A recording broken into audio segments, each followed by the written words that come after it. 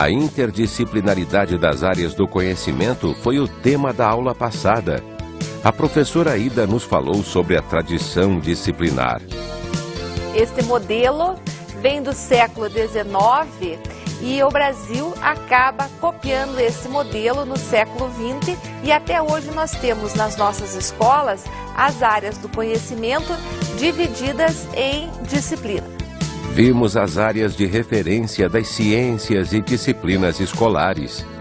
Podemos observar que há uma relação estreita, ou melhor, uma correspondência entre as ciências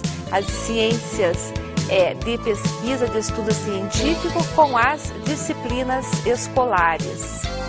Estudamos as relações de disciplinaridade. Nós pudemos observar que existem diversas maneiras de as disciplinas estarem se relacionando. Uma delas é a interdisciplinaridade, a outra é a multidisciplinaridade, a pluridisciplinaridade.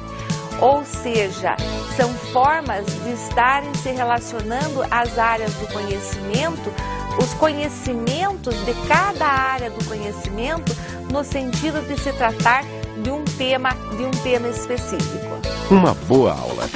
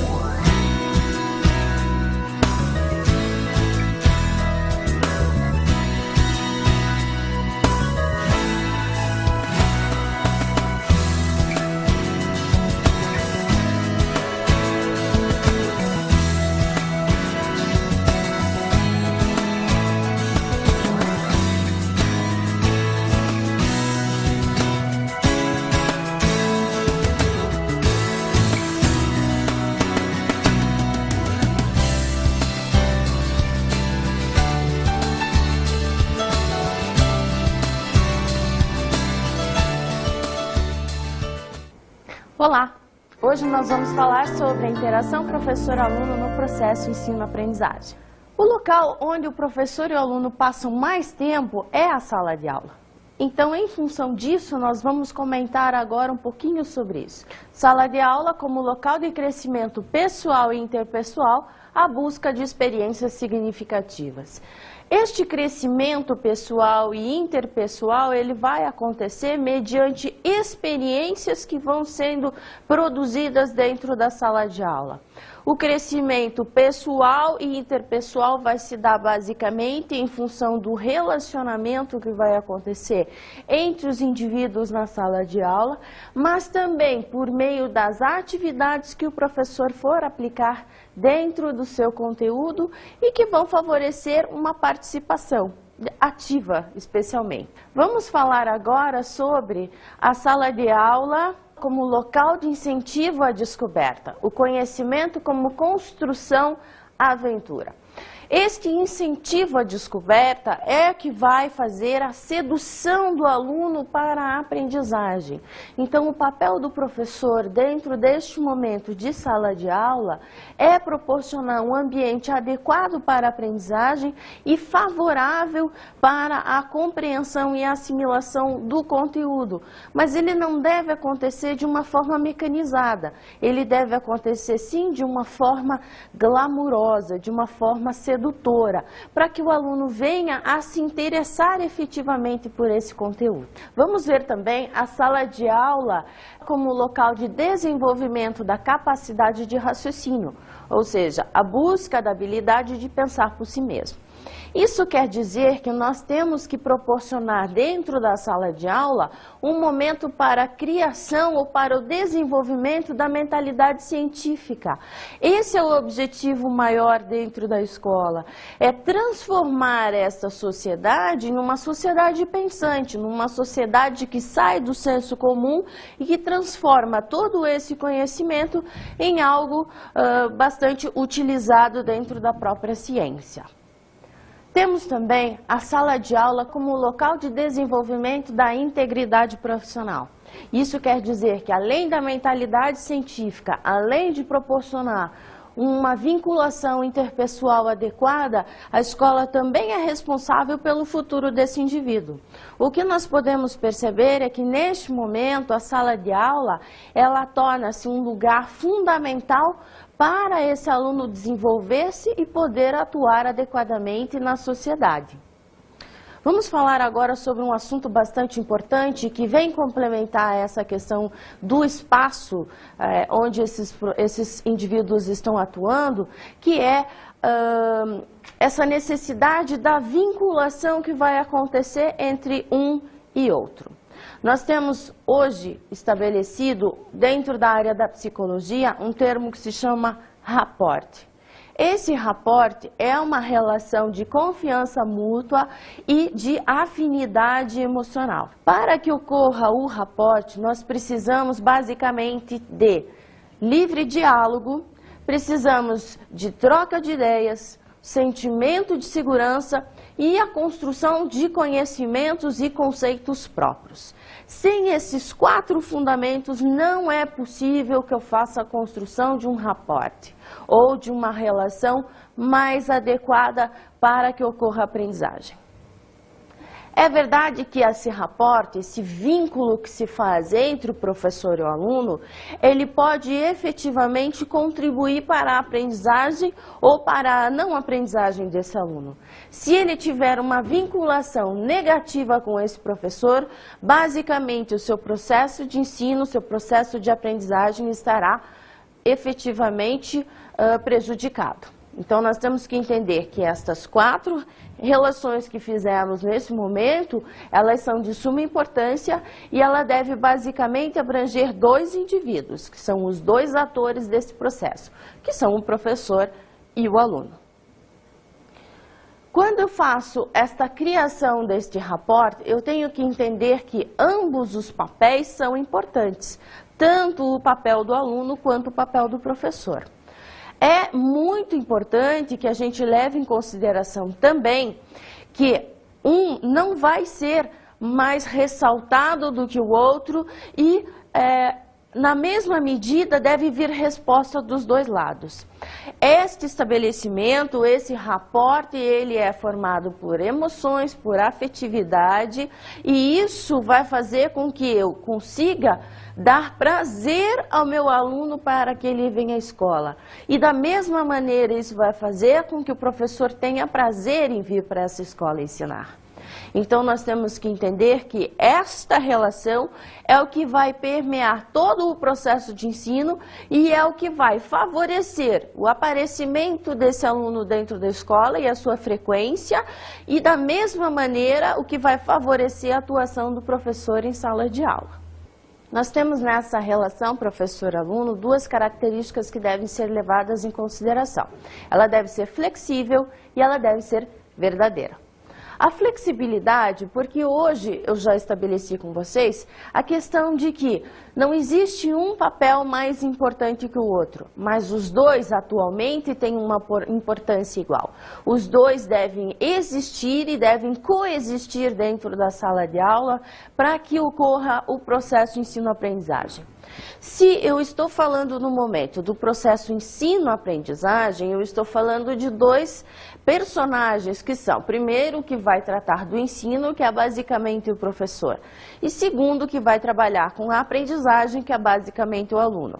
Mas o que a gente pode ver é que quando eu falo em processo, isso deixa bastante claro que existe uma troca nesses 2 pontos, que são o ensino e a aprendizagem. Nesta troca, obviamente, eu muitas vezes, como professor, vou estar aprendendo e o aluno vai estar ensinando.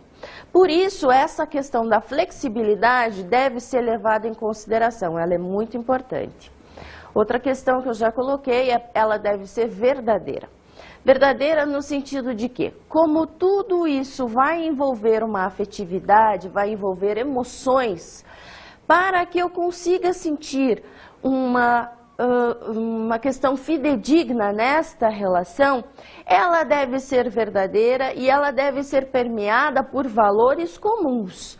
Para que esses valores sejam comuns, basicamente, no início dos seus anos letivos, os professores devem utilizar uma técnica que se chama enquadramento.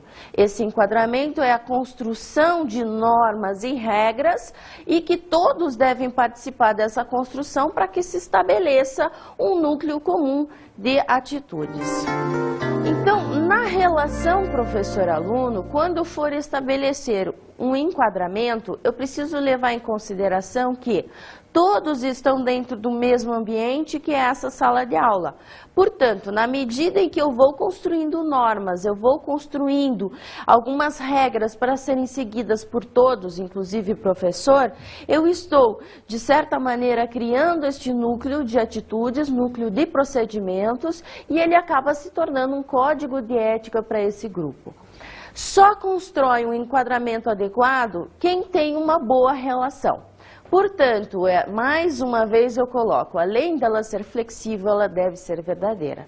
Se ela não tiver a verdade, se ela não tiver a clareza como características, este enquadramento não poderá ser feito. Da mesma maneira, se não existe um enquadramento, você também não poderá cobrar do seu aluno certos comportamentos. Vamos ver agora uma citação que é muito importante e que a gente vai fazer a análise dela logo em seguida. O modo de agir do professor em sala de aula fundamenta-se numa determinada concepção do papel do professor, que, por sua vez, reflete valores e padrões da sociedade. Maria Célia Abreu e Marcos Maceto. Então vamos ver o que ele acabou de dizer para a gente. O modo de agir do professor em sala de aula fundamenta-se numa determinada concepção do papel do professor, que por sua vez reflete valores e padrões da sociedade. Então, nós vamos retomar agora algumas aulas anteriores que nós falamos do projeto político-pedagógico.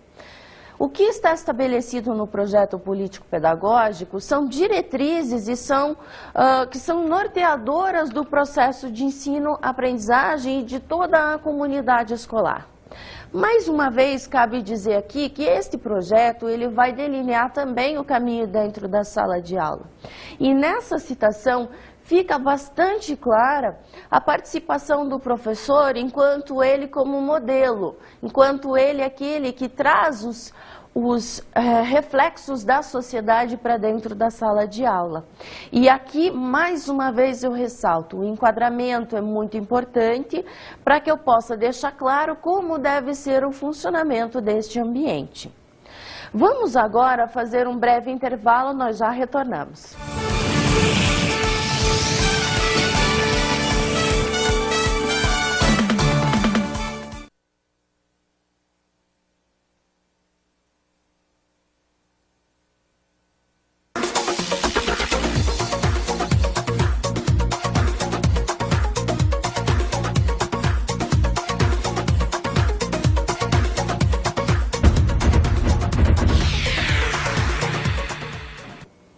Ok, retornando então, vamos retomar o nosso conteúdo. Para que eu possa entender a relação professor-aluno na atualidade, eu devo primeiro estabelecer uma perspectiva histórica deste processo, desta relação. Essa perspectiva histórica nós vamos nos ater somente no Brasil, para que a gente não fique falando muito tempo durante essa educação mundial. Vamos falar basicamente da educação jesuítica, que foi o primeiro modelo educacional que nós tivemos no Brasil. Os jesuítas, eles vieram para cá em 1549 e nesse momento eles começaram a estruturar as primeiras escolas aqui.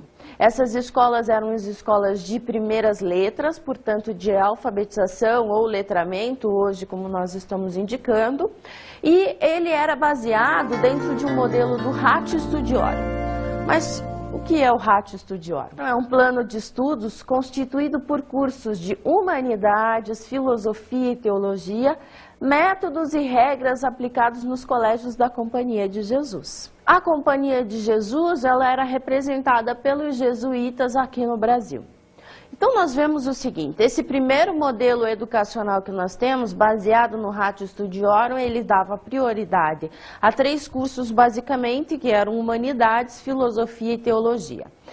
Este modelo trazia a seguinte questão: a relação professor-aluno dentro dele, ela se colocava de forma bastante distante, de uma forma fechada e sem troca de ideias.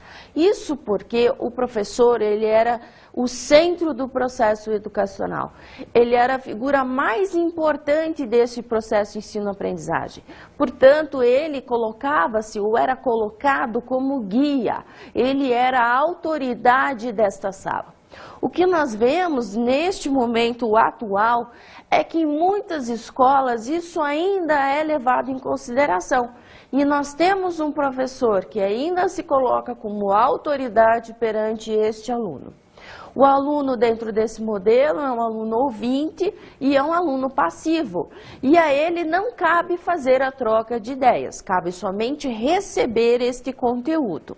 O que nós podemos ver é que hoje nós podemos utilizar um pouco esse tipo de aula dentro das nossas escolas, mas esta prática não pode se tornar constante, em função de que o indivíduo que eu pretendo formar hoje, ele não deve ser um indivíduo passivo e ouvinte. Muito ao contrário, ele deve ser criativo, ele deve ser dinâmico, e para isso eu não posso utilizar constantemente essa técnica ou essa metodologia de ensino. Tentando quebrar um pouco essa estrutura rígida da escola tradicional, nós temos uma nova proposta, que é uma proposta americana, que se chama Escola Nova.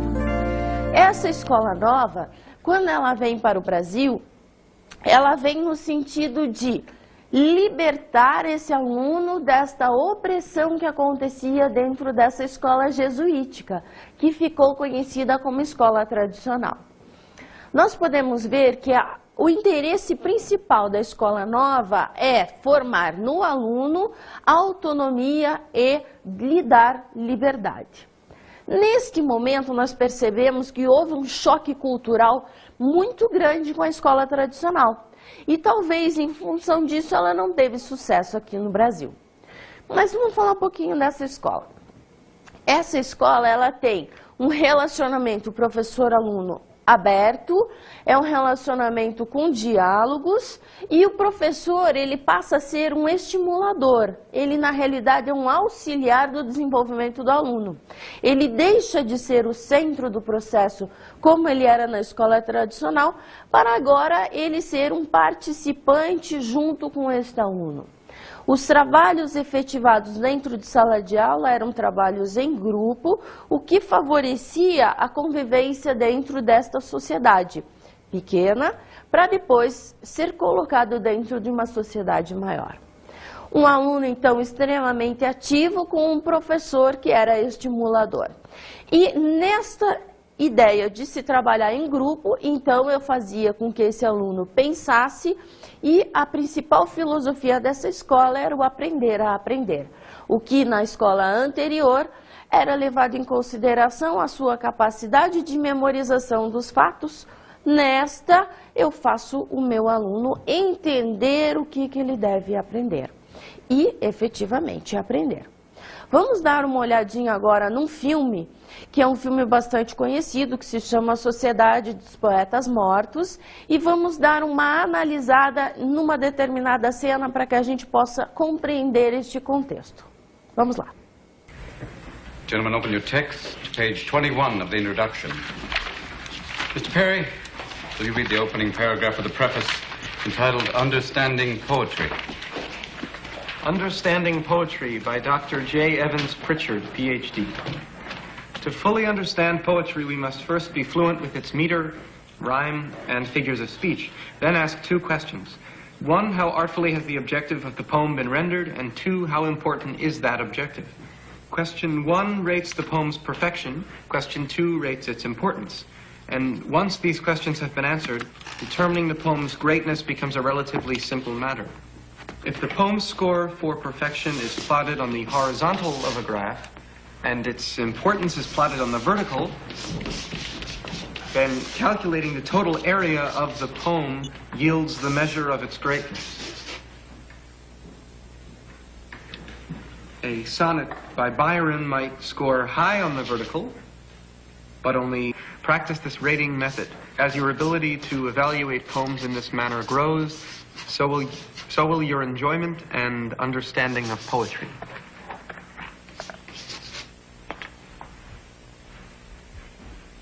Excrement. That's what I think of Mr. J. Evans Pritchard. We're not laying pipe. We're talking about poetry. How can you describe poetry like American Bandstand? Well, I like Byron. I give him a 42, but I can't dance to him.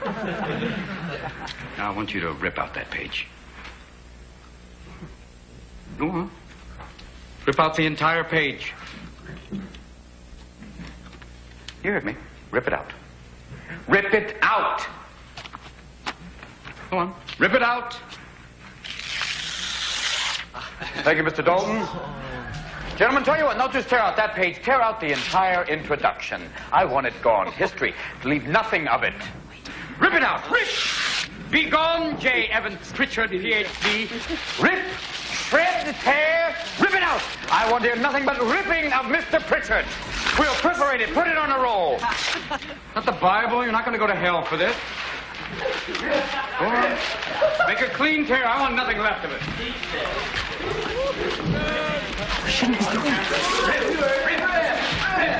Rip it out. Rip.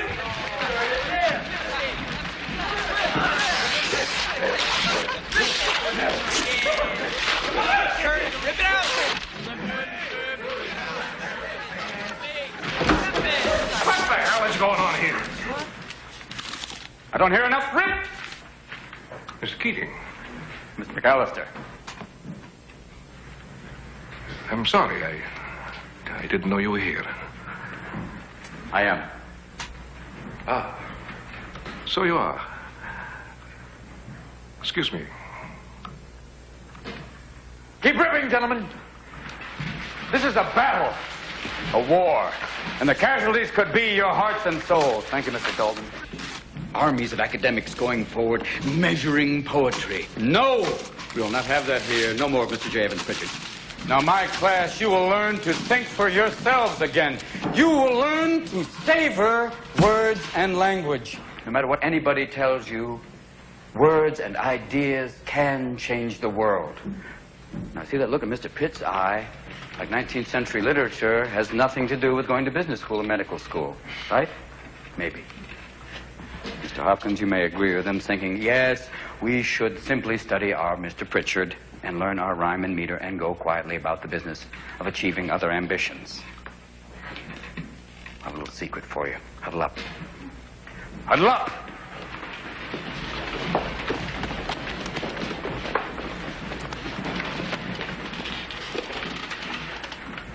We don't read and write poetry because it's cute.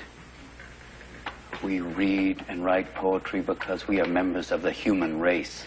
And the human race is filled with passion. O que nós podemos ver nessa cena desse filme é justamente o momento de implantação da escola nova dentro de uma estrutura tradicional. Vocês puderam perceber que dentro da estrutura que existia dentro da sala de aula, ocorreu um rompimento do padrão que estava sendo utilizado anteriormente e que vocês puderam perceber a própria resistência dos alunos com relação a esse novo modelo.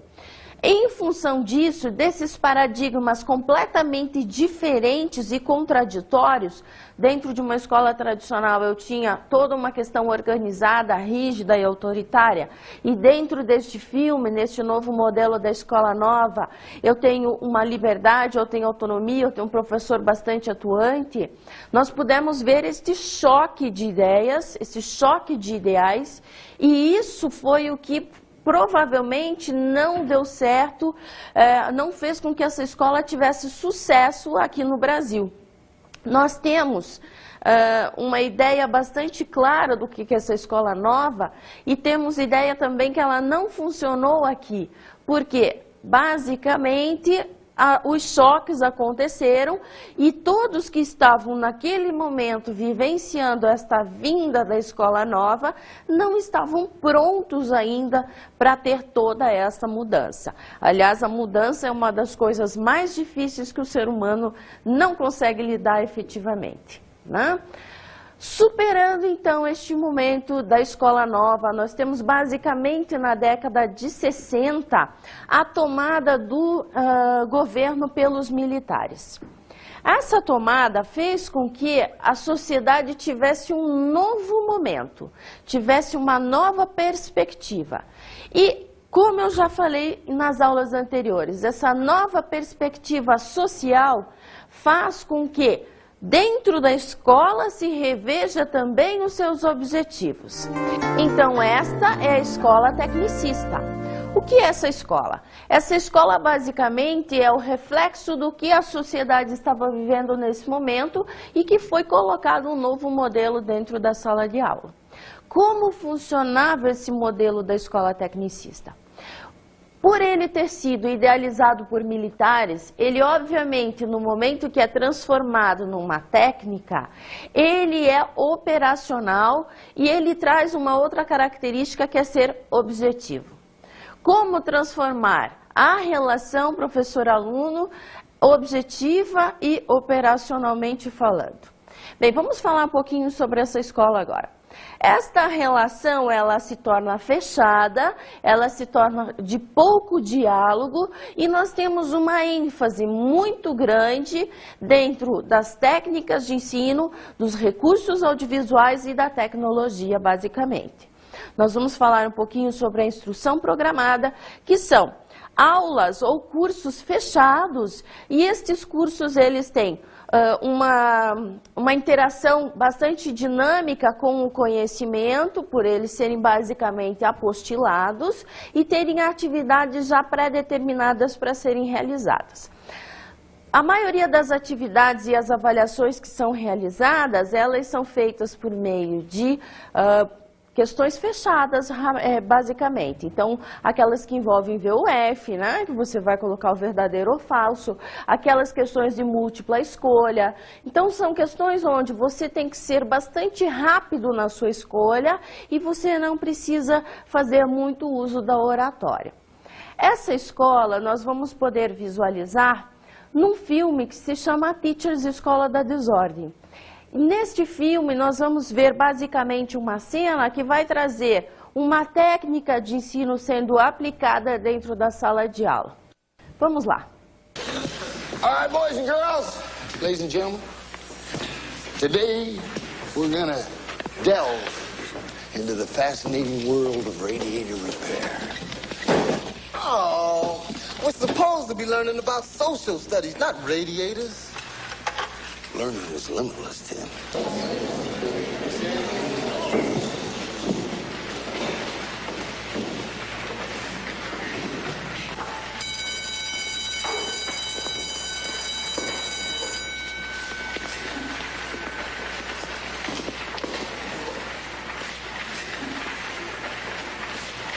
Hold it down, please.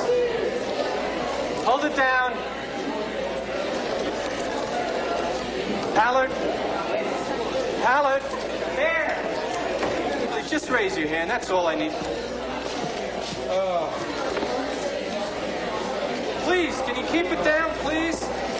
Frame, please. Not those pants. Not again, all right?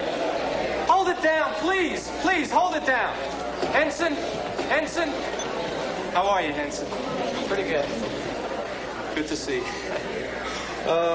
Alvado? Alvido. What?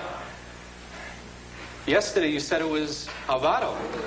No, I didn't, Mr. Rosenberg. Yes, you did. And the day before it was Alvarez. No, I didn't. You're trying to get me into trouble, man.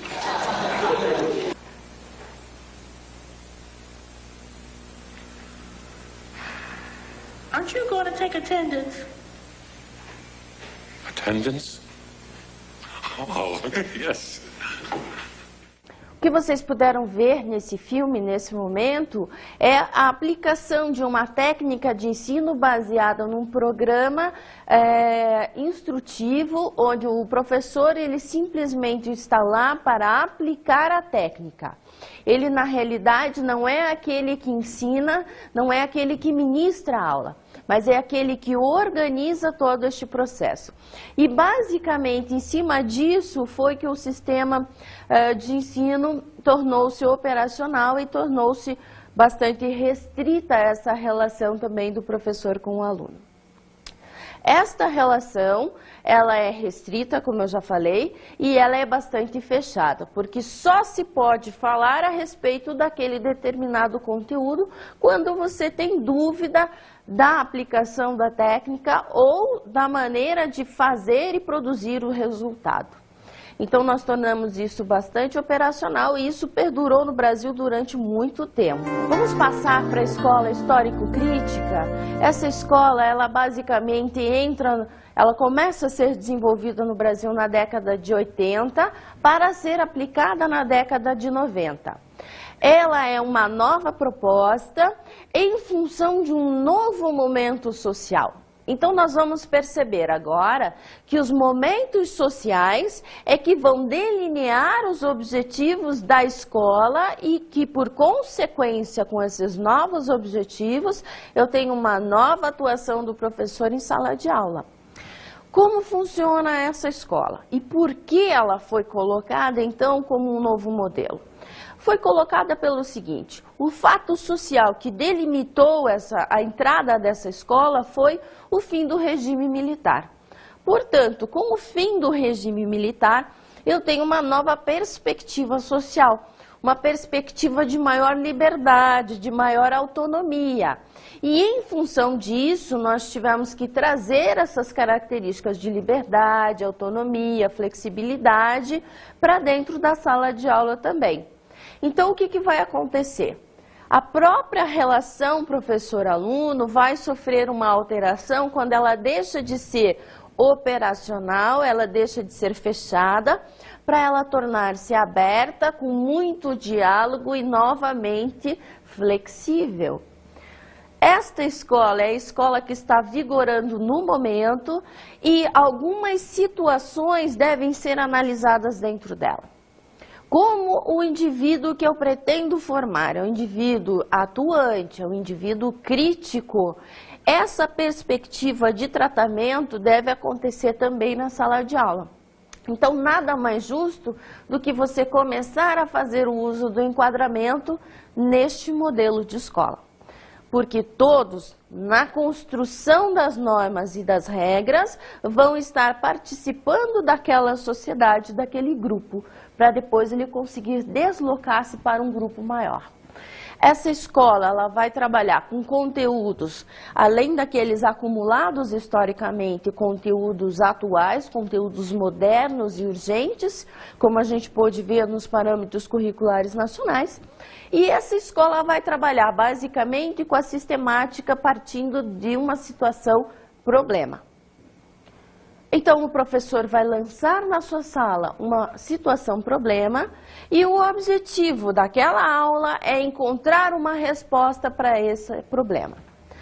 Isso vai fazer com que a participação desse aluno seja bastante efetiva e vai fazer com que o papel do professor seja um orientador, seja um guia, seja ao mesmo tempo modelo e faz com que ele seja também muito participante.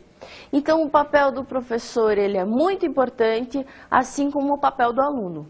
Se o aluno não estiver participando, respondendo ativamente, não vai ter porque o professor colocar essa situação problema. Então, nós entendemos que esse momento social é o momento do diálogo, é o momento da fala e é o momento da construção de novos conhecimentos. Porque nós vamos pegar aqueles historicamente acumulados e passar a analisar em sala de aula e trazer novas contribuições. Porque é para isso, basicamente, que a escola foi formada. Nós podemos ver ainda, dentro da própria sociedade, algumas questões que tiveram alteração e que refletiram no papel dessa escola. Vamos falar agora sobre os paradigmas para a educação. Então, nós temos basicamente alguns paradigmas para a educação, que são democratização do saber, igualdade de oportunidades, respeito à diversidade. Nós achamos que esses 3 paradigmas são de extrema importância e que todo mundo deve levar isso em consideração para ter um ambiente agradável em sala de aula e para que ele se torne efetivamente um espaço multifacetado que proporcione várias formas de atuação, como a gente falou no início da aula. Vamos agora partir para as nossas dicas de estudo.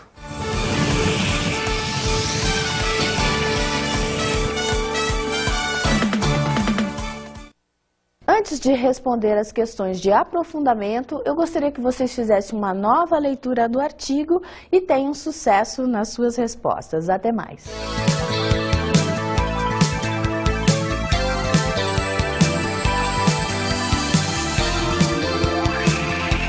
O tema da aula de hoje foi a interação professor-aluno no processo de ensino e aprendizagem.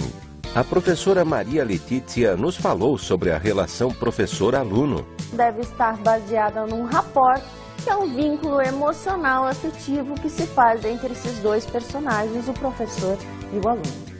Conhecemos os novos paradigmas para a educação. Os paradigmas da educação, então, são todos voltados para o desenvolvimento humano e eles devem favorecer a criação de um perfil de aluno adequado para a sociedade atual. Até a próxima aula!